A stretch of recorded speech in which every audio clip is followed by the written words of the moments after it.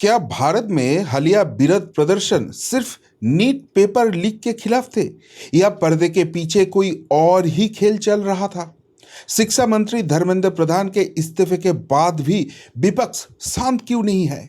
आज हम इस वीडियो में उस टूल किट के पर्दाफाश करेंगे जो मोदी सरकार के खिलाफ एक बड़ी साजिश की ओर इशारा कर रही है। क्या ये सिर्फ एक संयोग है कि एक इस्तीफा होते ही दूसरा निशाना तैयार कर लिया गया? चलिए गहराई से समझते हैं। नमस्कार, जय श्री राम, हर हर महादेव। मैं हूं आपका मित्र शुद्धशील घोष। दोस्तों, आज के वीडियो में हम 3 मुख्य बिंदुओं पर डिस्कशन करेंगे। पहला, नीट विरोध प्रदर्शनों के आड़ में आजादी के नारे और विदेशी साजिश का सच। दूसरा, मोदी सरकार की 2024 की सेटबैक से शानदार वापसी और विपक्ष में मची खलबली। और तीसरा, क्यों विपक्ष को अब जेएनजी क्रांति की अपनी आखिरी उम्मीद भी टूटती नजर आ रही है। देखिए, पिछले कुछ दिनों से जो विरोध चल रहा था, जो आंदोलन चल रहा था, उसको अब अच्छे से हैंडल किया गया है। जो जो इन लोगों का मांग था वो पूरा कर गया है और इसलिए ये कॉकरोच वालों को अभी आंदोलन करने का कोई जगह ही नहीं है। उन लोगों को सब कुछ वापस लेना पड़ा। मतलब जो फील्ड सेट किया गया था नरेंद्र मोदी गवर्नमेंट को यहां से उखाड़ के फेंकने के लिए, वो पहले ही खत्म हो गया और वो भी पब्लिक का सेंटिमेंट बिल्कुल भी नजरअंदाज नहीं करते हुए कोलैटरल डैमेज के रूप से धर्मेंद्र प्रधान जी को फाइनली इस्तीफा देने पड़े। लेकिन बात सिर्फ इस्तीफा तक सीमित नहीं है। असली सवाल यह है कि 2024 के नतीजे के बाद जिस मोदी मैजिक को खत्म मान लिया गया था, उसने अचानक ऐसी रफ्तार कैसे पकड़ी कि विपक्ष अब शौक में है। अब समझते हैं पहले बिंदु, जहां पर सवाल उठ रहा था कि सच में ये जो आंदोलन हुआ, ये क्या पेपर लीक को लेकर ही था? क्योंकि इस जो आंदोलन था, इसमें बार बार आजादी के स्लोगन उठे, वो जो टुकड़े टुकड़े गैंग बोलते थे वही वाला सवाल उठे। और सबसे बड़ी बात है, बहुत सारे जगह से फॉरेन फंडिंग के भी बात चल रहा है। तो इसके मतलब ये बस पेपर लीक का मुद्दा नहीं है। और एक दूसरी चीज देख लीजिए, जब भी ये खत्म हो जाता है, इन लोगों के बड़े बयान आ जाता है कि धर्मेंद्र प्रधान जी का इस्तीफा तो बस पहले विकेट है, इसके बाद और भी बड़े विकेट की तलाश है। उसके मतलब अल्टीमेट टारगेट क्या नरेंद्र मोदी और अमित शाह को सिस्टम से हटाना है। और इशारा उस तरफ जा रहा है, वो बिल्कुल क्लियर है। क्योंकि देखिए, धर्मेंद्र प्रधान जी का इस्तीफा हो जाते हैं, उसके बाद तुरंत अभी E20 पार्टी मैदान में आ जाता है, जिनका डिमांड है कि नितिन गडकरी जी को अभी इस्तीफा देना चाहिए और ये लेके हंगामा होगा, ये तो बिल्कुल तय है। और उससे भी इंपॉर्टेंट बात है, ये जो पेपर लीक है, इसको खत्म करने के लिए नरेंद्र मोदी गवर्नमेंट बहुत सारे स्टेप्स लेके आ रहा है। वो एक टीम बना रहा है जहां पर बहुत सारे एक्सपर्टाइज रहेंगे जो ये पेपर लीक को रुकाने के लिए जो जो करना चाहिए वो करेंगे। और ये सब चीज को चर्चा में शामिल करने के लिए संसद में बिल भी प्रेजेंट हो गया, टेबल हो गया।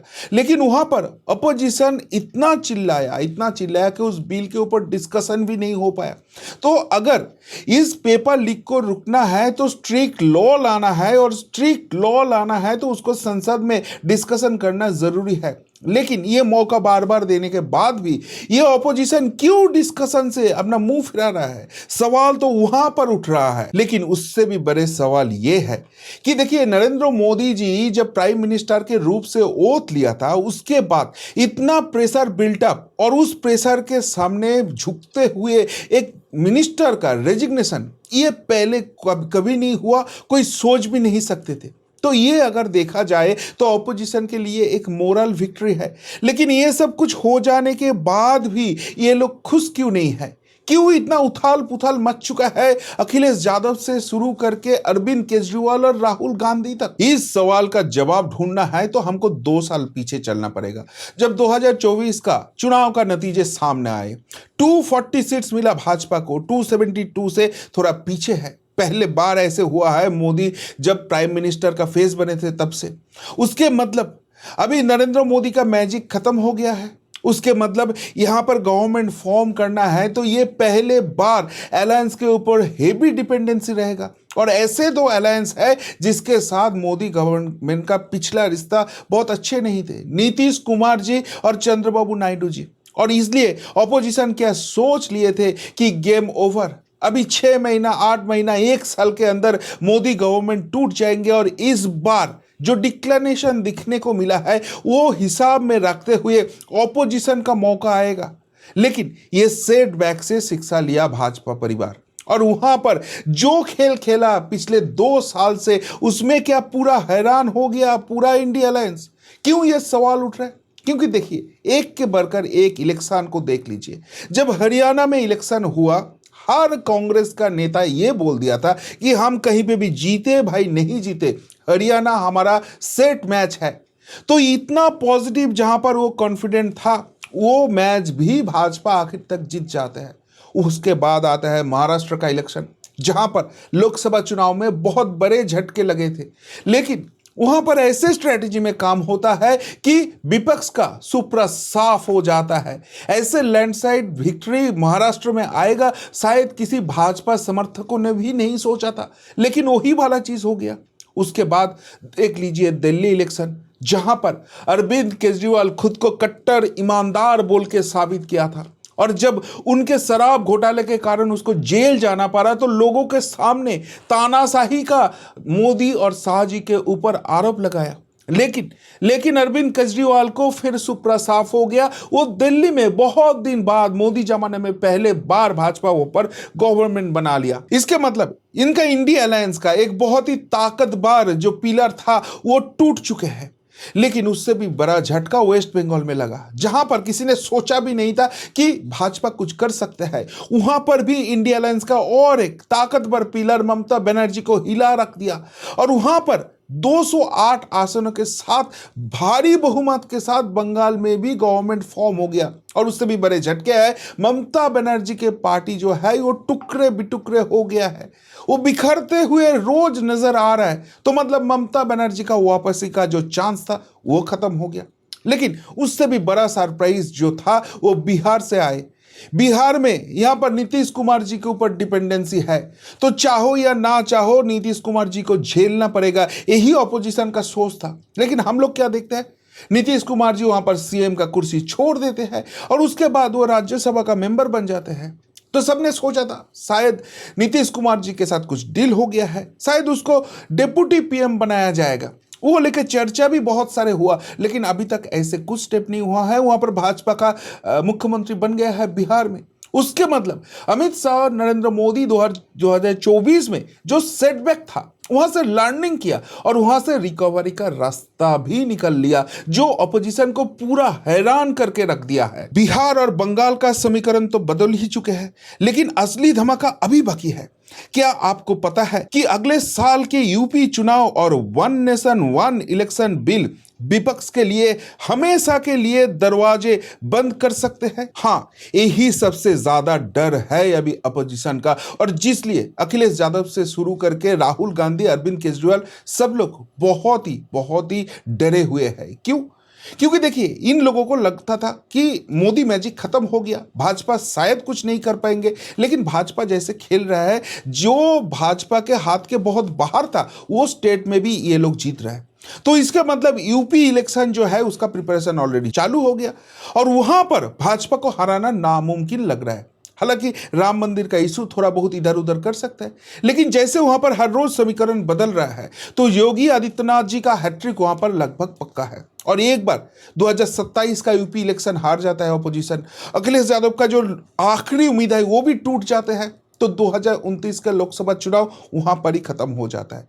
ऊपर से और भी एक बड़े झटका आ सकता है पंजाब को लेकर।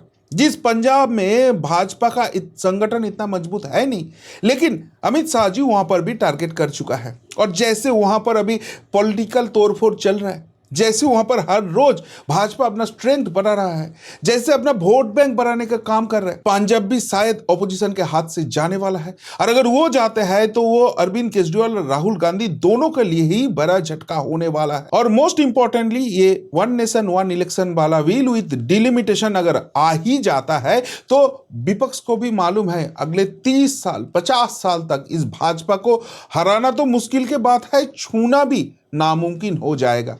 और इसलिए जो सिचुएशन 2024 के बाद बना था वो लेके ये लोग इतना खुश हो गए थे कि उसके पीछे कितना बड़ा गेम यहां पर भाजपा ने खेल लिया इसको पता ही नहीं चला, और जब पता चला तब सब खत्म हो चुका था।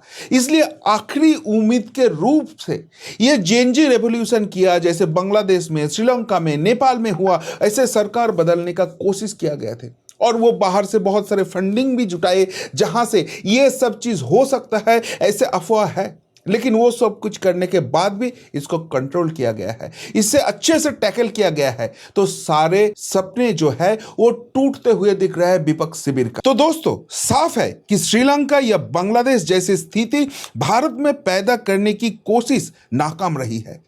विपक्ष ने जिस जेएनजी क्रांति के सपना देखा था वो भी धराशायी हो चुका है। सरकार की शक्ति और चुनावी जीत ने यह साबित कर दिया है कि राजनीति अब केवल नारों से नहीं बल्कि ठोस रणनीति से चलती है। आपको क्या लगता है, क्या विपक्ष का अगला दांव भी इसी तरह फेल होगा? कमेंट में अपनी राय जरूर दें। और अगर आप राष्ट्रीय स्तर की राजनीति और इन गहरी साजिशों के बारे में और भी विस्तार से जानना चाहते हैं तो मेरा दूसरे हिंदी चैनल प्रिय बंधु हिंदी को जरूर फॉलो करें। वहां मैं नेशनल पॉलिटिक्स के हर छोटे बड़े पहलू का बारीकी से विश्लेषण करता हूं। चैनल का लिंक नीचे डिस्क्रिप्शन के दिया है। तो दोस्तों, आज के लिए इतना ही, फिर मिलते हैं नए वीडियो के साथ। नमस्कार, जय हिंद, वंदे मातरम।